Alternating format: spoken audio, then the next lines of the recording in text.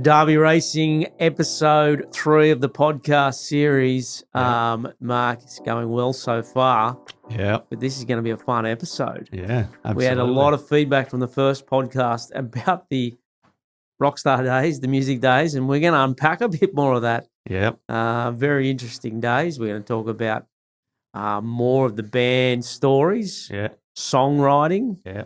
And we're going to even delve into, towards the end of the band days, you took a bit of a turn in your life through depression. I did. And unpack a bit of that might help somebody out there. But as we said in podcast 1, the Cry Wolf band days, let's start with our influences in music because it is hair band metal. Absolutely. It's why we had the long hair. And in fact, Dave Rawson from Rawson Media, who's putting this together, he's actually going to overlay some band stuff throughout this. It'll be quite a laugh for people how we looked and whatnot. But Mark, tell us some of your influences growing up. The big one, the massive influence for me was Kiss, Paul Stanley. They were a massive influence on me. Like when I was a kid, I discovered them I was about 79, 80 when they were massive in Australia. And full makeup. Yep. And I still remember, so that puts me at like 13, 14. Like I remember I was a very lost kid. I came from a bit of an abusive childhood and I got lost in that world of Kiss. And I think, I know, they really kind of got me through my teenage years. I just loved that band. I just were obsessed with that band and they really gave me something in my life to enjoy. And Kiss are that sort of band. They got the makeup, the dolls, the toys, the collectibles. It's just a bottomless pit when you go into it. It's just endless.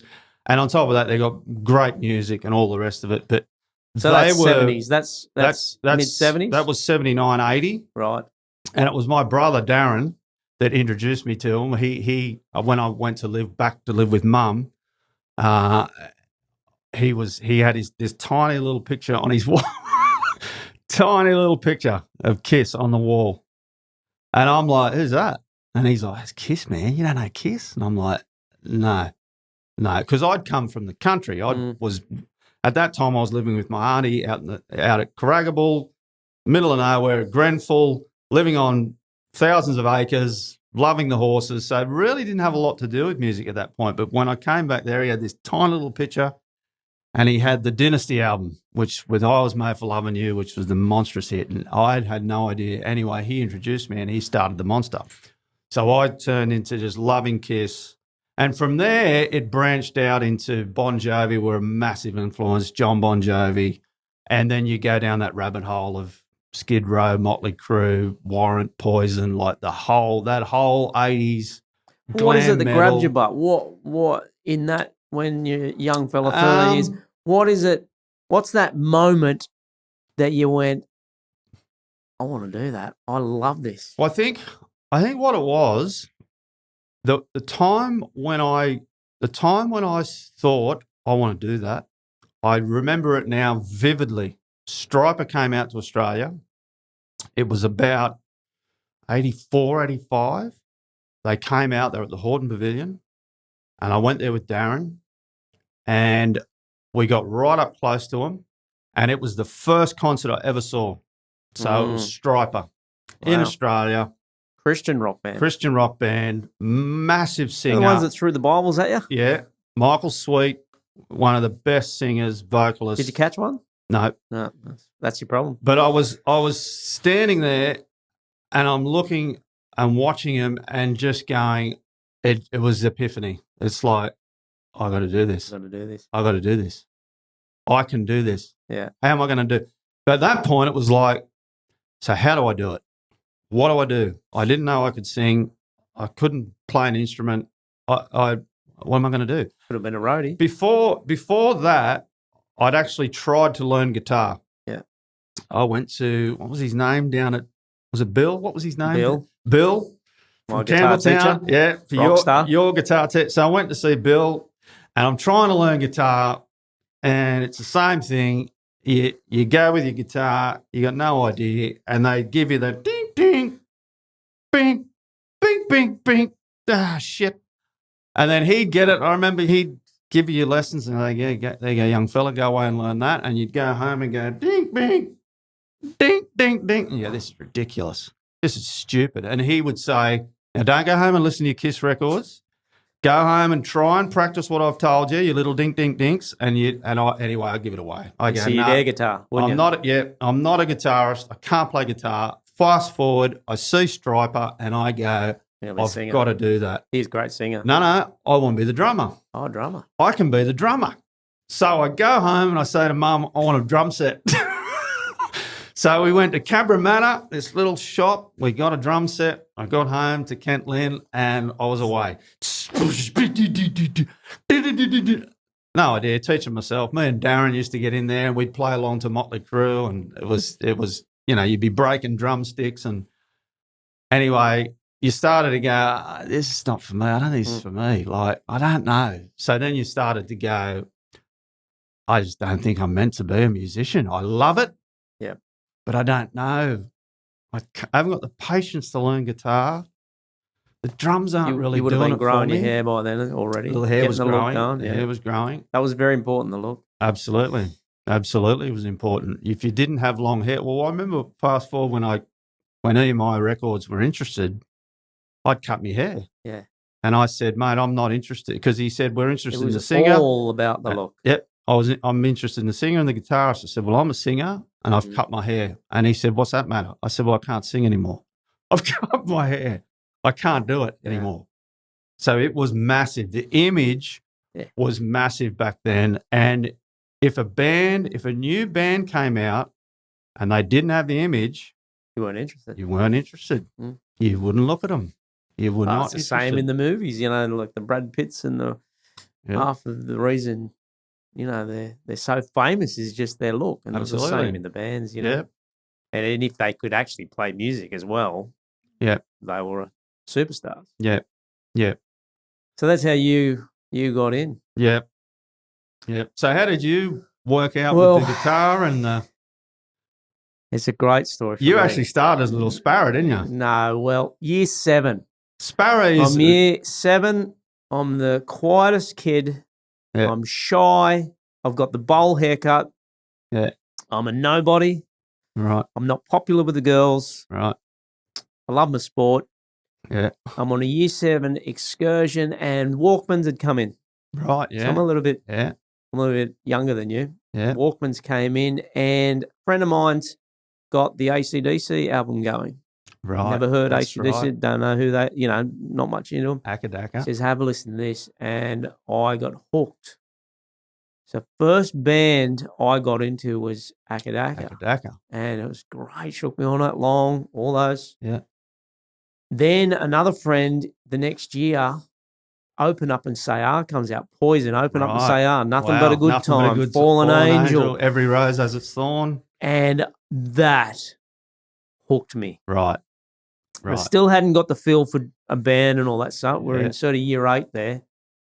Year 9, friend of mine is a singer in a school band, and the whole school goes down into the hall to watch this school band play. Yep. They did Shook Me All Night Long, some other Sparrow song, and that was the moment. Right. I didn't look at the singer because didn't have that charisma. I'm looking at the guitarist going, that's unbelievable. Like the sound of the electric guitar, the big chords. Right. You hear the Akadaka, Shook Me All Night Long, like the big chords in it. Yeah. It just grabbed Massive me. guitar. I was just absolutely hooked. And then you add in the modern day, what I call modern back then, the Poisons and the Image. Motley Crue, the Image, but then the sound goes to a whole nother level. Yeah. They're playing the Kiss style blues, but on the new guitars, on the big amps. Big amps. I was absolutely hooked. So did you look at that guitarist and go, I want to do that? Absolutely. Yeah. I think that's the common thread. I watched him play a solo. It was a Shook Me Not Long solo, which is quite a good solo. And I'm just in awe. So the story gets better because this bowl-headed haircut, year 9, MacArthur Anglican, which is a local school here, strict Anglican school. You're on a debit and credit system, detentions. Barely had a debit in my life. Never had a. I started to rebel. Right. What I thought was rebel. Right. I wanted to get out of there. I wanted to go to the local high school where all my mates were. Yeah. I was heading the rock scene. Yeah. But attitude. I started scuff marking the toilets. I started not doing homework. I wanted out of there. It was my breakout. And I remember having the fight with mum and dad. I started growing a little bit of mullet at the back. Yeah. And they were getting really worried that I'm getting these detentions. And I said, I want out of the school. I hate the school. I want to go where my friends are. And it was really heading down that rock scene. Yeah. Even though I wasn't very wild at all. So that's where it began. Year 10, I go to the local high school. It's denim jeans, with the desert flannelette boots. shirt, desert boots, big mullet, Guns N' Roses, Akadaka, Poison, Motley Crue, Skid Row comes along. Wasn't it a scene? It was a real scene. And that's, you're 16 at that stage. I've got my first guitar for my birthday. I'm doing the lessons with Bill, later with Lee Unger, who still teaches today. Full rock star. And I think the moment that really said I must do a band, not, always wanted to do a band, is we went and saw Carcass's band. You talked about Carcass. Or Crystal Dark at the time. Crystal Dark. Yeah. And they did all the songs we love. Oh, yeah. And I just I just had to do it. The hair had to get longer. Yeah. You had to streak it. Yeah. You had to look more like a girl. Yeah, absolutely. With the big guns out. It was a weird scene. Yeah. Weird scene. No, it was great. I loved it. But back then it was as normal, and I just practiced the guitar like there was no tomorrow. I think we said on the first podcast. Yeah. I threw in the apprenticeship and said, "Yep, I'm going to play guitar full-time." Muso, man. Didn't last long. Nah. Well, because see, at that time I was a butcher with Darren and we'd formed the band by that time. We'd formed a band. Well, I used to come into the butcher shop. We'd write songs on the butcher's paper. Yep. And I was obsessed with being a rock star. I was obsessed with it. All day, every day at the butcher shop while you're making your sausages, while you're cutting up you're trying to think of lyrics. Oh, right. Because we used to do originals, right?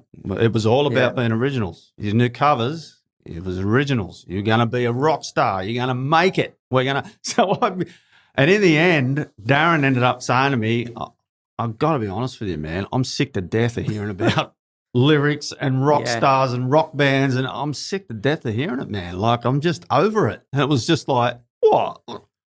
You didn't realize, but you were. I was obsessed with it. Oh, it was the same. Absolutely obsessed. Like, you were going to be a rock star, or there's a good DVD/movie out there. If you ever want to watch it, it's brilliant. If you're into this sort of stuff, go and look for a movie called The Decline of Western Civilization Part 2. And it's filmed right at the height of the 89. I think it's about 89. And they interview all these bands. Poison's actually interviewed in it. And they go around the Sunset Strip and they interview all these bands that are trying to make it. And when they're interviewing, saying, so what if you don't make it? And they're all, oh, no, we're going to make it. We're going to make it. Oh, no, we're going to make it. And it resonated with me. I was like, that's what I was like. Oh, no, we're going to make it. What else do you want to do in life? There was Nothing. no plan B, was there? No. It was the job. I think while we're in the band, I worked at a pig farm. Yep. I worked at a school canteen. Yep. They were insignificant. It was about writing hits. Yep. The look. Yep. And this band. Yep. And absolutely. And how far did it span? I think I would have been 18 when we met. Yeah. I think we said. Yep. The band probably fell apart by age 22, maybe. Yeah, probably 21, maybe even in 20 years. Probably only a 3-year period. 92. You quickly work out. Yeah. There's no money in this. Well, and what happened as well is the scene, our scene that we're into, it sort of lasted for a decade through the 80s. Through the sort of early-ish 80s to the early 90s. Yep. By about 91, 92, when Nirvana hit. Yeah, the grunge scene. The grunge scene hit. Nirvana, Pearl Jam, it killed off our scene. Yep. So we were still trying to hang on to. Yes. And I remember myself, like the long hair, and you were hanging on to the 80s and hanging on to that late 80s and early 90s, but it was dead. It was gone. You talk about that scene, and just coming to mind now, some of those bands, they were such good bands, and the music was so catchy and so good. It really was. Absolutely. That those bands now are touring all now. The Motley Crues, the Skid Rows, Def Leppard. You know, the Bon Jovis, the Def Leppard. Yeah. They're old. Yeah. But the music was that good. It showed that the music lived on. The music absolutely lived on. And that, like I say, that scene and that, I remember vividly a funny story. Like, you had to remember, guys, this is the 80s, right? This is the 80s. So it was the decade of strange clothes and big hair, and everyone loved it. And so when I used to go to a nightclub, there was a local club called Cheers at Campbelltown. Remember Cheers well. Yeah. Big club, massive club, fit 1,000 odd people in there. And we used to go there religiously every weekend, right? And I'd go full rock star. So the hair would be up, out, full rock star. You'd have the black gear on, the tight black jeans. I had the big cowboy boots. Yes. And the cowboy boots back then, to be a full rock star, you wore them over the top of the jeans, not underneath to hide them. Over the top, I had bandanas hanging off. I had chains everywhere. And I remember going to the toilets at Cheers once. I'm in the toilet, you know, doing the business. And I could see this guy, you know, when someone's looking at you. And I'm looking at him going, what are you doing? Are you trying to look at my old fella, or what's the problem? You right there, bro? Or, anyway, I look at him, I go, what's up, mate? And he looks at me and he goes, man, I got to give it to you. You got some balls, man. I'm like, what are you talking about? He goes, look what you're wearing. I'm like, shit, yeah. Yeah. And he's like, I've got to give it to him. He said, man, you look great. He said, but I wouldn't wear that in a fit. He said, but I've got to give it to you. You look, that's unbelievable. That was the glam. But it was and I did not care. You were like, what, because it went from the glam to more the attitude. Absolutely. In the late 80s, early 90s, it went to attitude. Skid Row came in, and they were a big impact on the scene. And that was a big impact on us. More mixture of glam and bikey kind of look, you know. It was a mixture of it, The boots come, the jeans come over the boots now, and the chains got a bit heavier, and it was a different look. So I've got my Cheers story. Right. As you know, I modelled my look on sort of like the Vince Neil. Yeah. Dave, you've got to get a picture of Vince Neil in his heyday, not now. Yeah. His heyday, streaked blonde hair. Yeah. I'm got my jeans, tight jeans, snakeskin leather cowboy boots. Had to be snakeskin boots. Yeah. Vest. Yes. Shirt. Yes. And I'm and I'm at the back with my beer. Next minute, grab on the backside. I'm like, hey, where we go? There we go. And I turn around, two blokes go, oh, sorry, we man. thought you were a chick. Sorry, dude. That's right. I'm thinking, oh, shit. Oh. Well, you used to get that when you drive the car. You had the long hair, and they'd come screaming up beside you, bipping the horn, going, ah, and you'd look, and they'd go, oh, shit, it's a guy. So you're right, you did have to have some courage, but, you know, there was plenty of places you go where it was a full Cobra rock Club scene. back in the day. What was the first song we wrote, Mark? What was it called? Lost Without You? I reckon that was well and truly in. I'll tell you what it was. What was it? It was called Fatal Rendezvous. Is that right? Yeah. And I remember a lot of your lyrics, I didn't realise this till later, was about broken relationships. Absolutely. That's all I wrote about. I remember Sticks and that used to complain, hey, you only writes about chicks. Yeah. It used to be like, well, if you want to write about the environment, go ahead. I want to write about girls. Yeah. Breakups. Was a big heartbreak. one. Yeah. Fatal Rendezvous. Hooking up with girls. Yeah. Yeah. Fatal Rendezvous was I remember Fatal Rendezvous, you gave me that riff. And I was damned if I could get lyrics over it. I just could not get lyrics. Catchy. It was a great song, great riff, and I just couldn't get lyrics over it. And then all of a sudden it hit me. It was just like... Wasn't Fatal Rendezvous about the moment you actually walked into the video shop, the Fatal Rendezvous of seeing your ex? Yeah, about seeing the ex with the new bloke. And I was oblivious to all that. I just thought they were great. The breakup songs and love songs. And actually, the song I wrote about that marriage breakup was It's Over. No, not It's Over. No. The one is similar to Hearts Breaking Even, Bon Jovi. Oh, Missing You. Missing You. Yeah. That's pretty deep song. I remember when I did that, Phil Morris produced that for us. And I remember when I showed that to Carcass. Carcass was a good mate of ours, like very good mate. He was actually in Scoundrel, that band that we mentioned earlier. Absolute rock star. Rock star. This dude was like a cross between Brad Pitt and Rob Lowe. He was the best looking dude you've ever seen. He was a great bloke to be a wingman with. Just followed him. But I remember showing him that, and I remember he just put his arm around me and goes, "Shit, man, I can feel the pain in that song."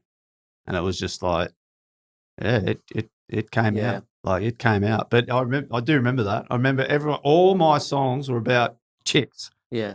Breakups, good relationships, bad relationships.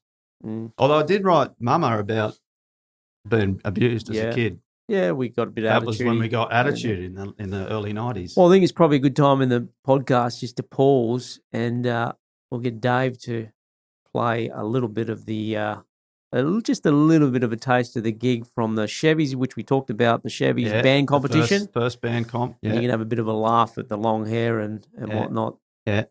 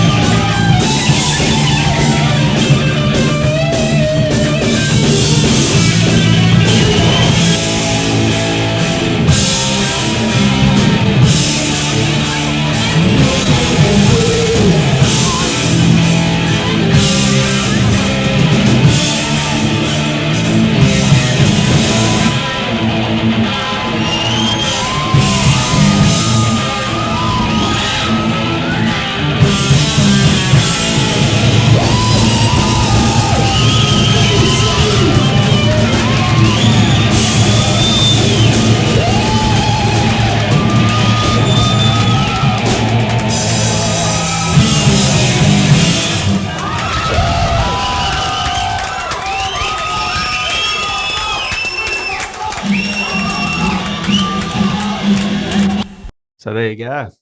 There you go. That's what we look like.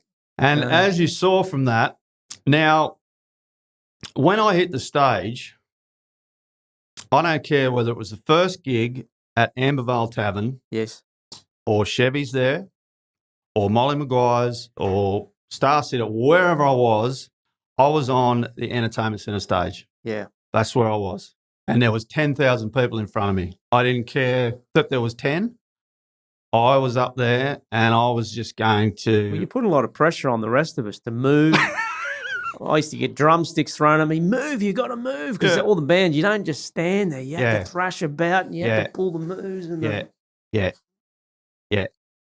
And the problem was, which is something I see on these Australian Idols and X Factors, and I see when they say to those people, you need to move a bit more. And you need to, like, if it's not in you, no, you can't do it.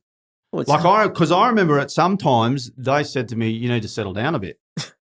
I remember when we were in Anthem, years later, when I got out of the music scene and we came back in, I joined a cover band called Anthem, and we were actually really good and great. But I do remember the same. This was the late 90s now. Yeah, because everything's dulled down now. Everything's dulled down. And you're still trying to be 80s rock star. That's right. When forwarding to that band, when I got recommended to Dave Titcomb by Milty, and he said, I'm telling you who your singer should be. And oddly enough, ironically, we lived across the bloody street from one another, Dave and I. Mm.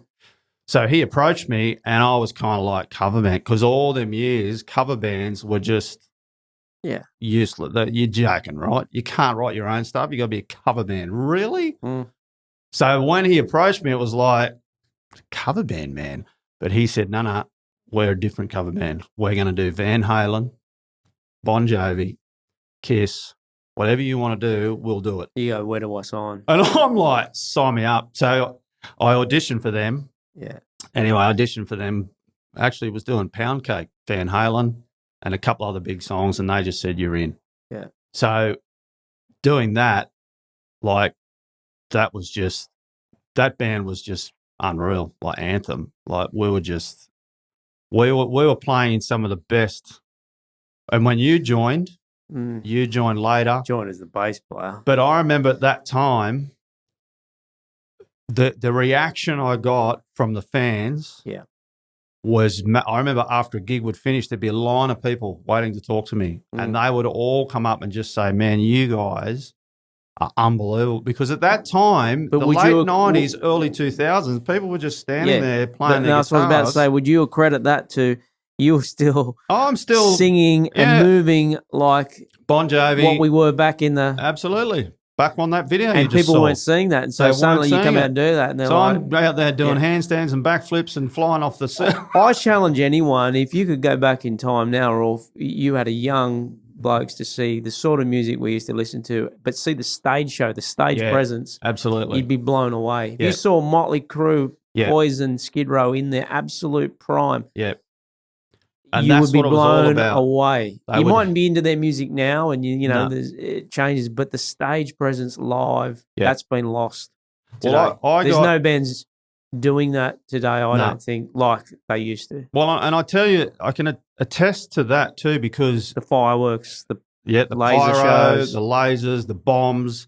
Like with Anthem, we used to go down the South Coast and get into all the Kiamas and all down there. And we got banned from a lot of those venues because I used to get the crowd into a frenzy. I remember that, the Newcastle gig. I used to get them in a frenzy. Like my thing was, I've got to entertain this crowd and get them going ballistic. Oh, you got them going all right. And we got banned from a lot of venues because they said you need to, and then Molly Maguire's out here, they said you need to tell that singer to calm down. Well, Mark, we're going to end this podcast on that note. Yeah. Because what we're going to play at the end of this, I'm going to get Dave to put footage. We obviously came out of retirement. Yeah. For a Darby Racing Christmas party. We did. And we got to play on stage with Shannon Knoll. And didn't we take everyone by surprise? And why I'm saying we're going to end it there for two reasons. One, you actually got our owners into a frenzy that night. I did too, yeah. Glasses were getting smashed. We had to end the set. So we're going to end it with one of the songs that was recorded there, and we're going to pick up another podcast. You talk about the Anthem days. You're going to talk about where your life took a turn. Yep. When you went into deep depression for 10 years, 9 years, 8 years? Most of my 30s. Yep. Yep. They're very interesting and might help someone out. Yep. And we'll pick it up from there. But have a look at this. This was back 2019. Let's set the scene first, right? Let's set the scene. Mm. We we said, I don't know where it come from, but it was kind of like, we should play at the Christmas party. Mm. And it was kind of like, you reckon? Oh, I know where it come from, because Anthem, my old band, we did a reunion thing where we just got together in the local rehearsal studio, and we banged it out, and it was like that. We hadn't played for 17 years, and we started banging out, Rock and Roll by Led Zeppelin, Rock and Roll Night by Kiss, and we just kept banging out these songs, and it was like no time had passed. Yeah. And you saw that and went, wow, we should do something. And it was kind of like, what are we going to do? So that's where the Christmas party come in, and we started to mention it. And when we mentioned it to the owners and said there's going to be a surprise, this thing and this, that, I'm sure the owners, because they knew nothing about our background, they knew nothing about that we'd been in bands, we'd played in bands, we'd been, toured a lot, especially with Anthem. Once we got in there, we're touring everywhere. Not that we were professional or anything. But we just enjoyed it. We were right there, just enjoyed it. We were right there. So when we came out, and this guy loves to do everything big, better, don't care what the cost is. So the PA was the biggest massive. PA. The PA, you could from Rose Hill Gardens, you could have heard it at Ramwick. Yeah. Like, it was cranked, but it sounded awesome. But by the end of it, once we started, I remember they were a little bit tentative, but then they were just like, wow. And even Shannon Noel, he was a little bit. Well, Shannon Noel came on board because he was one of our owners, and we said, we've got a Christmas party, come along. Yep. We've hired your brother to do the acoustic stuff in between races. Yeah. We're going to have a punters club there on the day, and then we're going to get up and do some rock star stuff. If you want to get up and sing, these are the set. And he did. He got up with a couple. But here it is, Take Me Back, the Christmas party a few years ago. We're looking probably to do another one at the end of this year. We've got to come out of retirement again. Yeah. Enjoy, have a laugh. But, next time we'll pick up more about your plight after the band Anthem. Yep. Now, bloody rotten Damien, where's that bloody Damien? He stole the thunder. We're going to get it back.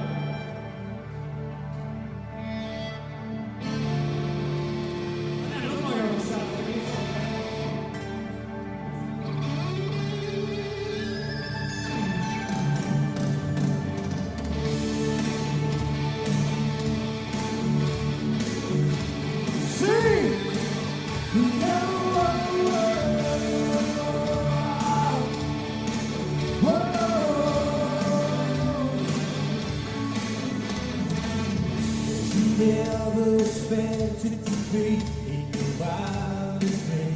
Mr. Shannon! So she stepped back and floated you around. Find it there. It's something that I can't express when I'm there. Trapped inside you, wanting come to hold it out to you.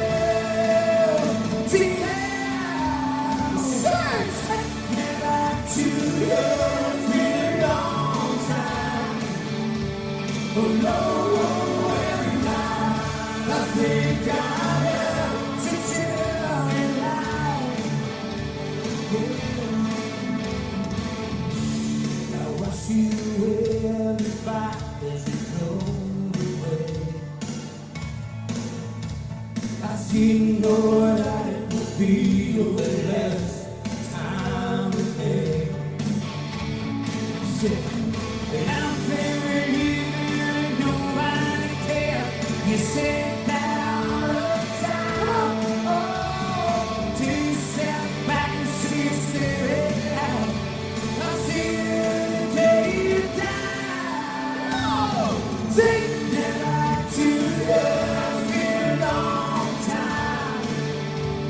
oh, every night, nothing kind of takes you up.